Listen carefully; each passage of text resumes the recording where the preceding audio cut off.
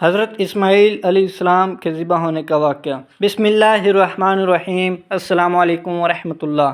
حضرت اسماعیل علیہ السلام کا واقعہ، ذبح کرنے کا واقعہ قرآن مجید اور حدیث میں بہت مشہور ہے اور یہ قربانی اور اللہ کی رضا کی علامت سمجھا جاتا ہے۔ یہ واقعہ اس وقت پیش آیا جب حضرت ابراہیم علیہ السلام کو اللہ کی طرف سے حکم ملا کہ وہ اپنے بیٹے حضرت اسماعیل علیہ السلام کو قربان کر دیں۔ حضرت ابراہیم علیہ السلام اللہ کے حکم کی تعمیل کے لیے تیار ہو گئے، حالانکہ یہ حکم بہت آزمائش والا تھا، کیونکہ حضرت اسماعیل علیہ السلام ان کے جگر کے ٹکڑے تھے اور وہ بہت زیادہ محبت کرتے تھے۔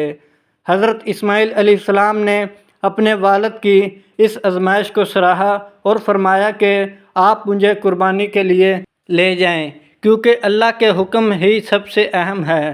دونوں نے اللہ کے حکم کی رضا کے لیے تیاری کی اور میدان امتحان میں قدم رکھ دیا، اور جب حضرت ابراہیم علیہ السلام نے حضرت اسماعیل کی گردن پر چھری رکھی اور اللہ کے حکم کو پورا کرنے کے لیے تیز قدم بڑھایا تو اللہ تعالیٰ نے حضرت اسماعیل علیہ السلام کو بچا لیا اور ایک بڑے جانور دمبا کو قربانی کے طور پر بھیج دیا۔ اس طرح اللہ کی رضا اور آزمائش کا یہ واقعہ مکمل ہوا۔